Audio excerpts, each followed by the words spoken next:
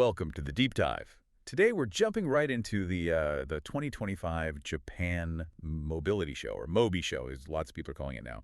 And our mission really is to sift through this huge pile of source material. It was a massive show this year, right? Over 500 participants. Oh, absolutely. Record numbers. And not just car makers. You had IT, electronics, telecoms, everyone wanting a piece of the future of mobility pie. So we've got everything from, well, six-wheeled luxury vans to tiny AI pods for kids. It's quite the mix. Okay, so let's unpack that. The concepts themselves, yeah, pretty spectacular. Some really out there stuff, but, our job is to look a bit deeper. Right, what's the strategy? Exactly. What do these concepts really tell us about where these big brands are putting their money and their focus? Drivetrains, design, the whole philosophy. And importantly, this show really threw a spotlight on the global competition, especially with electrification. That competitive angle feels crucial this year. But let's start at the very top. Extreme luxury. And apparently, more wheels. That's right. Let's talk Century. Toyota's basically spun it off. It's its own brand now, just the Phoenix badge. And the goal is explicitly to take on the big European names. Rolls, Bentley. Directly. No question. They're aiming for that ultra-luxury space. It's a serious power play. And the whole vibe is exclusivity, right? Like super limited production. Totally. Hand-built, one of one is the philosophy they're pushing. And the rumor, circulating at the show was maybe only 3 cars assembled per day. 3 a day. Wow. That's building in scarcity from the start. It really is. And the concept they showed, the Century Coupe concept, it kind of sums it up. It looked like a mix. Part coupe, part crossover. Yeah, exactly. It blends those lines. But the really interesting bit, I thought, was the inside. The seating arrangement. What about it? It's staggered. The driver and front passenger aren't side by side in the usual way. Staggered. It's all for the passenger. Gives the person riding shotgun way more legroom, more space to, stretch out. The idea is they can ray a light in sublime style, as the press material put it. Think red carpet arrivals. Oh, okay. It's theatrical status design. Pure status choreography. But look, moving on from Century, Lexus did something just as bold, maybe even bolder, with their flagship. The LS. Right. Yeah. They're changing what LS stands for. From luxury sedan to luxury space. And to prove it, they rolled out this 6-wheeled LS Concept MPV. Okay, hold on. 6 wheels. Seriously. Is that just for looks or? Well, they claim there's an engineering reason. Supposedly, that layout shrinks the rear wheel housings way down. Which means more space inside. Exactly. More cabin room, turning it into this kind of mobile lounge. Plus, they say it helps with high-speed stability, but, we'll see.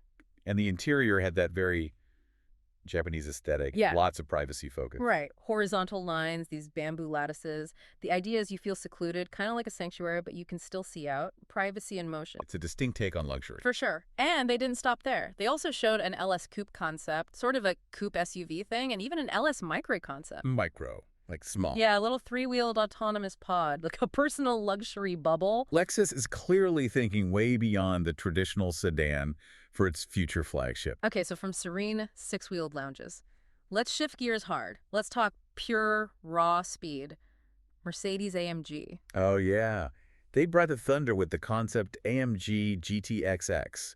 This thing is, well, it's a statement. A 4-door electric beast, right, on their dedicated AMG platform. That's the one, AMG.EA platform. And get this, 3 electric motors, 1 up front, 2 in the back, and the power output. Okay, brace yourself. Yeah. 1,379 brake horsepower. Wow. 1,379 horsepower and top speed. 360 kilometers per hour. It's properly nuts. Ludicrous speed. But honestly, the charging tech sounds almost more revolutionary. You're right. That's maybe the bigger deal. Super slippery, obviously 0.198 CD. But the charging, over 850 kilowatts. 850 kilowatts. What does that mean in real terms? It means you can apparently get 400 kilometers of range back in about 5 minutes. 5 minutes. Okay, that changes the game for electric performance cars. Yeah. Road trips suddenly seem feasible. It's a huge leap, a genuine next-gen marker. But switching back to design, Lexus also had that stunning sport concept. Oh, that thing was beautiful. Yeah. Looked incredibly sharp, like an arrowhead, as they put it. It really did. And the interior was updated too. Looked pretty finished. Steering yoke, those wraparound screens. And they separated the driver and passenger zones with different colors and seats. Yeah, emphasizing the driver focus. But the best part, the potential powertrain. Yes. They didn't commit to electric only, did they? Nope. A spokesperson basically said they're open to different options, which, keeps the dream of a V8 alive for the production car. Maybe. Fingers crossed. That multi-pathway thing seems to be a theme, though. Definitely. Look at Mazda. They showed the Vision X Coupe all-electric, sleek, looks great, promising 510 horsepower, 800 kilometers of range. That's their Phase 3. Impressive numbers.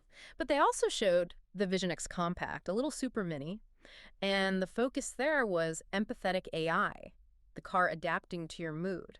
So it's not just about electrification for them, it's about the connection too. Interesting. And Subaru. They seem to be going in two directions at once. Completely. Under this Performance-E banner, they had two world premieres. First, the Performance-E STI. The electric one. Right. All electric, dual motors, all-wheel drive, but with design cues meant to echo their rally history. Okay, so embracing the future with a nod to the past. But Then, right next to it, the Performance-B STI concept, and that's pure internal combustion. So a proper hot hatch with the boxer engine and symmetrical AWD. Exactly. They're updating their traditional assets while also building out the electric side. It's Subaru saying, look, we're doing both, hedging their bets for different markets, different customer needs. Makes sense. Okay, let's zoom out from the high-performance, high-tech stuff. What about the smaller end of the scale? The key cars, the compacts? Oh yeah, that scene was buzzing too. Daihatsu brought the charm offensive. With the Midget X concept, that looked adorable. It totally was. Pure nostalgia, right. Reviving that little three-wheeled truck from 1957. It's got this incredibly cute shape, those cutesy eyes, headlights. It's a reminder that mobility can just be fun and functional. Definitely needed sometimes.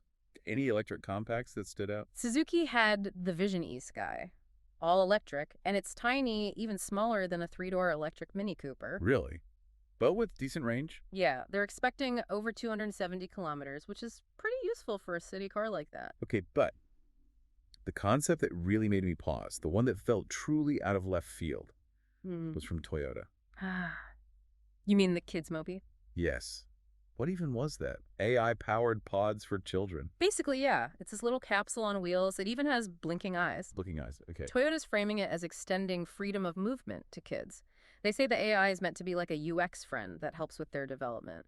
A UX friend on wheels. I mean, it's fascinating. A glimpse into maybe micro-mobility's future, but wow. As a parent, that gives you something to think about, doesn't it? It absolutely does. Raises some big questions. But speaking of big questions, we need to talk about the wider context here, the competitive landscape. Right.